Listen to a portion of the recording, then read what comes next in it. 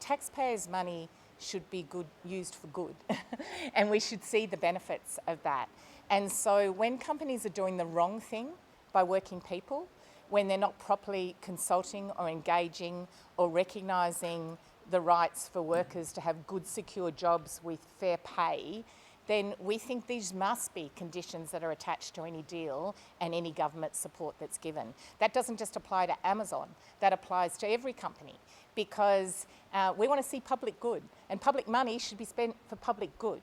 And we think that's something that Australians support. So it is of course important that we attract investments to this country. I've just been talking about why we need to diversify our economy.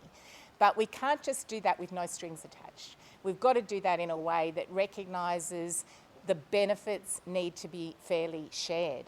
And for too long in Australia, we've seen companies taking advantage of this country, pocketing the profits for big business and not putting those profits back into what we need as a country, either in terms of workers' secure jobs and wages and conditions, or things like technology, investment in research and development and innovation. All of that needs to change. Particularly that contract though, would you encourage the government not to sign off on that? I would want to look at the detail of the contract.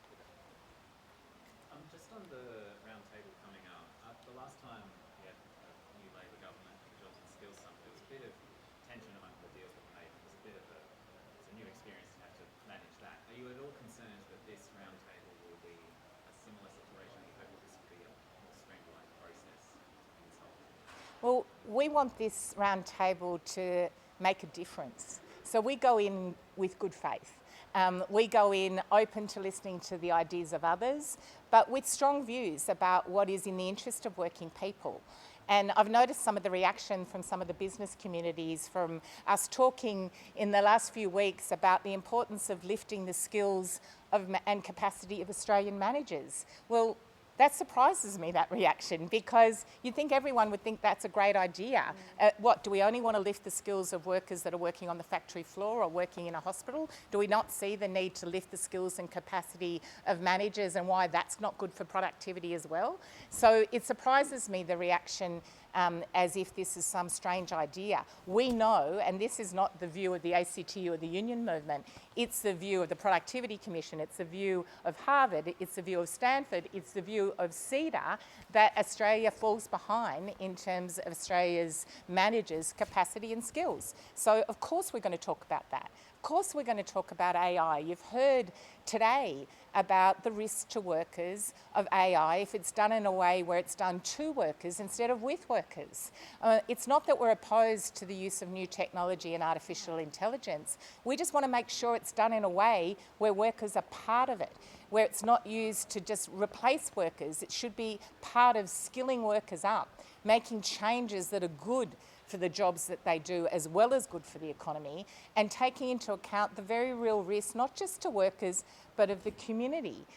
If we allow unfettered, unrestrained introduction of AI without any thought as to safety and requirements that make it better. I mean, we know there's real dangers, for example, with the creation of child porn.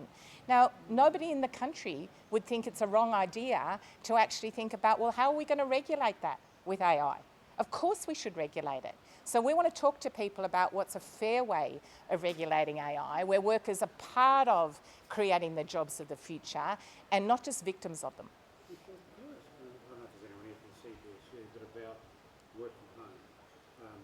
It's a big issue during the campaign, obviously.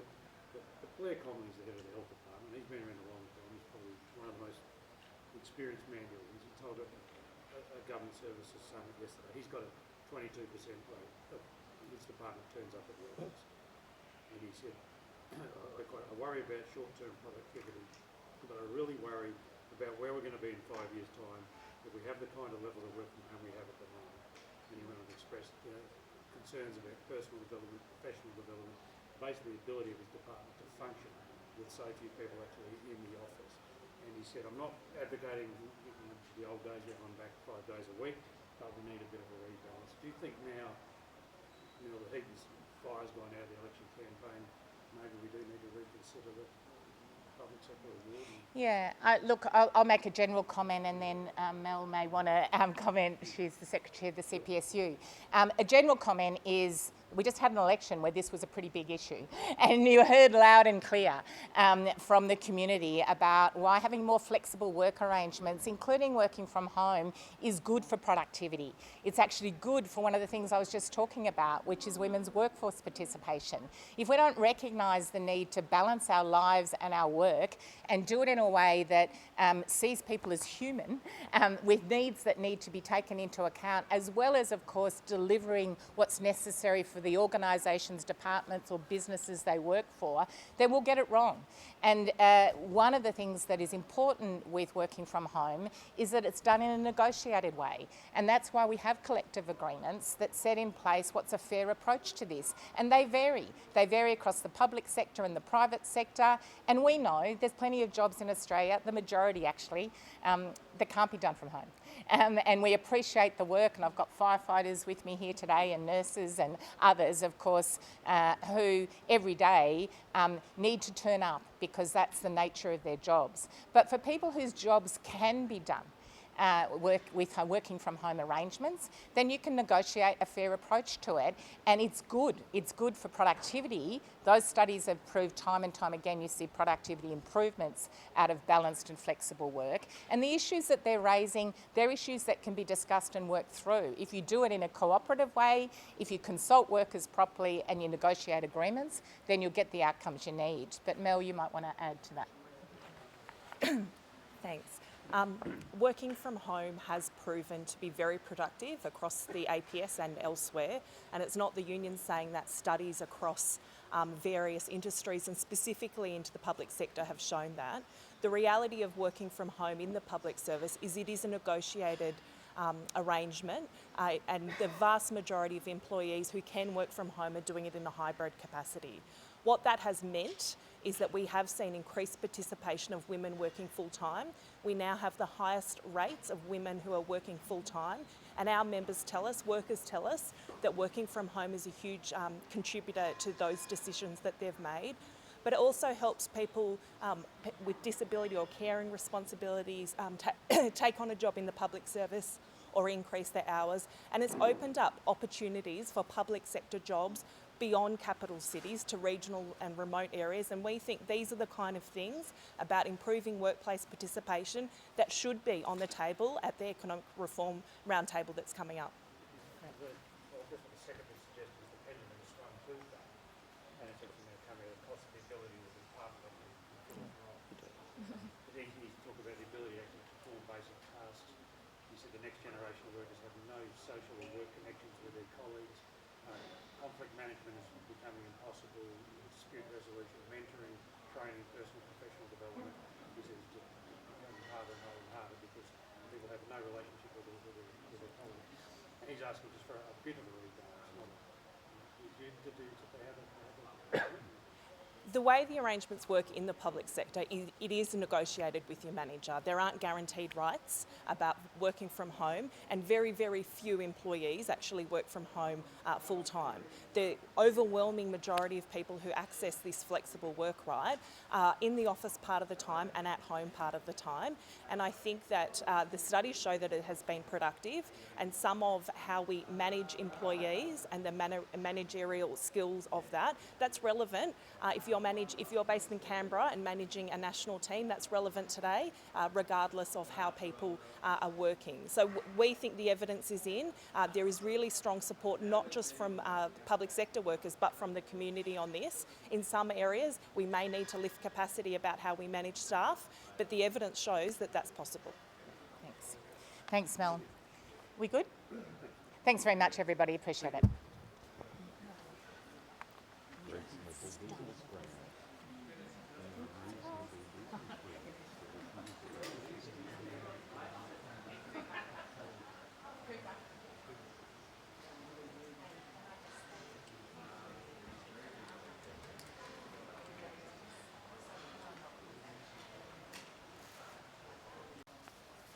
Thanks everyone. I'm Michelle O'Neill, President of the ACTU, and I'm here with workers from all different industries and sectors because with the upcoming Economic Reform Roundtable, Australian unions want to make sure that what we're talking about is good for the country, good for the economy, good for our living standards and working people. And key to that is that we need to become a more diverse economy.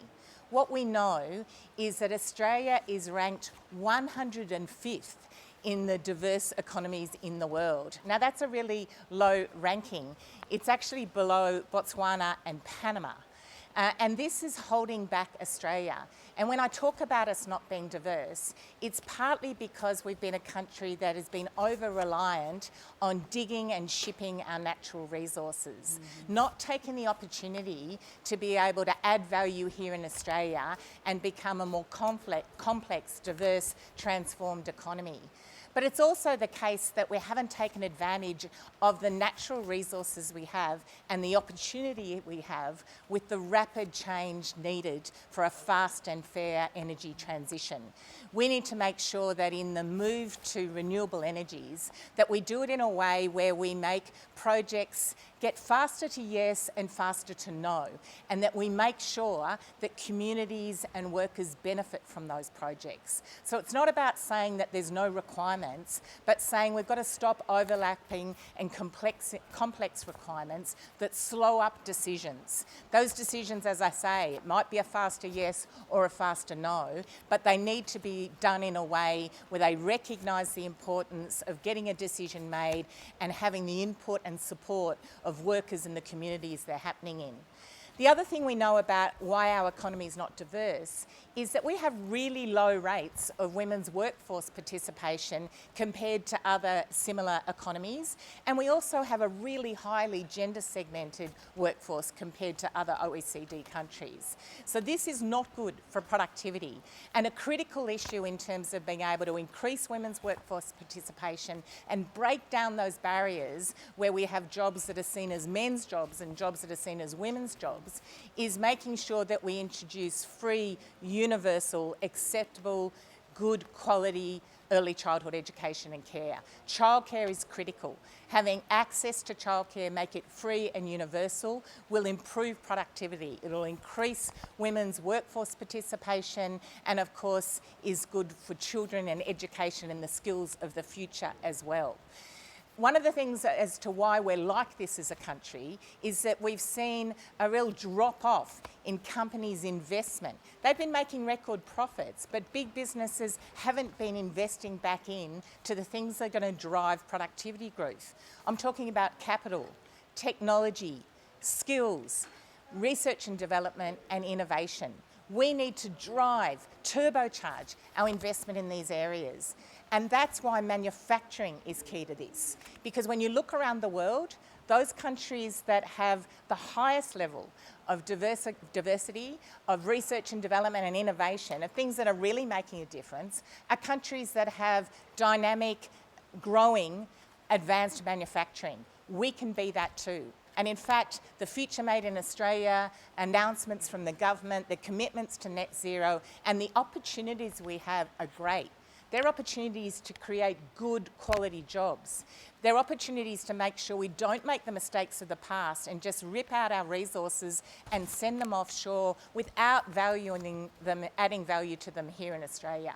And of course, what we know is that good quality jobs come out of that. You get to share the benefits. So critical for working people is those benefits being shared in a way where they don't just end up in shareholders' profits, that they end up being shared with workers and shared with the community.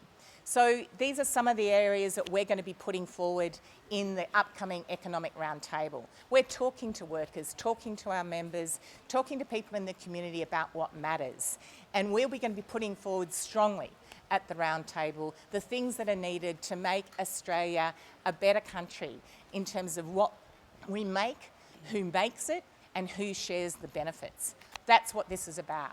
It's about what we do here in Australia, who does it, and who gets to share the benefits. I've got 3 workers with me today that want to talk to you a little bit about the issues that really matter to them as workers in different sectors. And we're going to start off with Katia, who's going to talk about why when we think about productivity, we can't just think about workers working harder or doing more for less. It's also about the quality of what happens. Katia is a frontline worker in domestic violence services. Thanks, Katia. Thank you. My name is Katia. I'm a frontline domestic violence worker. I've been working in the community service for 23 years. And talking about productivity is not about to have more women in a refuge or just helping more people like coming to the hospital or to the school. Is having more resources, is having more workers, is getting the workers to be more skilled. With that will be really good because we can have a good service delivery with quality. That's important because we have a number of people that you need to take care, and there are so many, the quality is not there. So we're asking you to give some more funding, community service, to the school, to the nurses, because they are the people that are taking care of complex people. So, and it's important because with that, we can, just save some money to the government. Also, a lot of women, and most of the women, they need child care. We need university child care for this woman to start, just coming to the workforce. So if they give you the opportunity to study and start working, that will be very valuable for everyone. Thank you. Thanks very much, Katia. And now we're going to hear from Jackie, who works in the creative industries. Yes, I'm a voice actor and an actor and proud member of the MEAA, and I'm a worker as well. My voice is used on multiple different campaigns, and I'm an actor as well. And as a worker and diversifying my workplace, something that's affecting us is the use of generative AI, because that has been trained on my data without my consent and without any remuneration on that. And so my workforce is diminishing. We're being told that we're going to be replaced by the use of ethical AI. And when AI and generative AI is being trained on my data and my stolen data, it's not really ethical at all. Thanks very much, Jackie. And now you're going to hear from Cooper, who's an apprentice in shipbuilding. Yep, my name's Cooper Mann. I'm from Adelaide. I'm a second-year apprentice. And my future career is a future made in Australia. And it is so important that the government doesn't just focus on creating these jobs, but making sure that they're high-quality jobs, well-paid jobs, and that there is high-quality training for all of the workers involved. It's so important for productivity and such a good benchmark for the economy to have these jobs flowing. Thanks very much. And so as you can hear, we're talking to workers in every sector and industry. We want to make sure that Australia changes in a way that is fast and fair, that we drive change in terms of improving productivity, but not at the expense of the quality of the jobs or the quality of services, and making sure that we see things like manufacturing as the engine room of changing our economy in a way where we add more value here in Australia. We think this can be done by simplifying and quickening up approval processes, but doing it in a way that doesn't leave behind the people that it affects the most. I'm happy to take any other questions. On manufacturing, we've heard earlier this week from others within the field saying that the current price of energy is the biggest concern for starting up manufacturing, even manufacturing in Australia. What's the proposed solution? So it is true that manufacturing and many heavy industries are bearing the brunt of high energy prices, as of course do many consumers. The critical thing about that is that we realise how critical it is to make a fast and fair transition to renewable energy, but also that we do something about exactly what I was talking about, our gas industry making enormous profits by shipping our resources overseas rather than guaranteeing supply and making sure sure that we have more affordable power here in Australia. Both of those things would make a big difference. Michelle, would you be open to changes in corporate tax rates as part of the roundtable proposals, including a reduction in the corporate rate? We don't support an overall reduction in corporate tax. We do support, for example, with what I was talking about green steel, that there should be there should be the opportunity for tax credits in terms of those that are investing in what's necessary and critical for this country. But we do not support the need for an overall corporate tax cut. Sure. Yourself and the Labor movement are highly influential when it comes to Labor's policies, and especially on Gaza and Palestine. A lot of support has been rooted in the Labor movement. I just wonder what you make of comments recently, one about the recognition of Palestine and what you think the parliamentary party should do there, and how it's resonating, I guess, amongst the Labor movement. Well, I just want to say that the situation in Gaza is horrific. Seeing starvation being used as a weapon of war is completely unacceptable. It is something, the Australian Union movement is proudly a movement of peace and solidarity.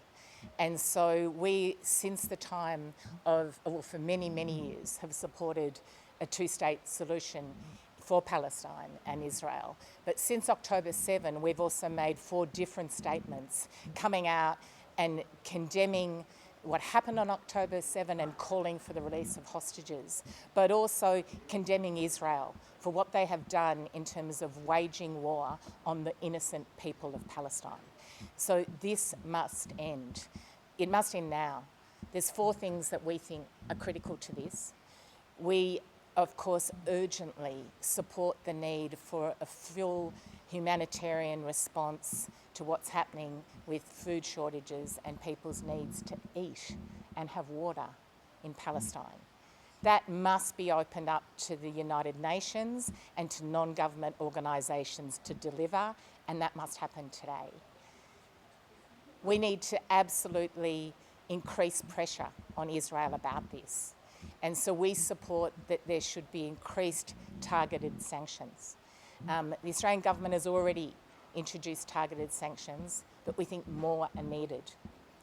And we also think that it's essential that we stop trading in any weaponry in relation to Israel, and that should include component parts. And so we think all of these things would add pressure. But essentially and importantly, we believe in and have called for recognition of Palestine as a sovereign state. This can't wait. It needs to happen now. So I really welcome the comments that have been made by the Prime Minister and Foreign Minister about all of these issues and the action that's already been taken. But this is urgent. We need to recognise Palestine now. Michelle, earlier this year the ACT launched a campaign in conjunction with a couple of other unions barring Amazon, or calling for the government to bar Amazon from winning government contracts. The Communications Minister, Actu, she's about to sign off on a multi-million-dollar deal with Amazon to provide satellite services for the national broadband network. Do you have concerns that that deal will go ahead, and what, I guess, giving that money to Amazon will do? Yeah, we have concerns about government money supporting companies when there isn't strong and fair conditions attached. I mean,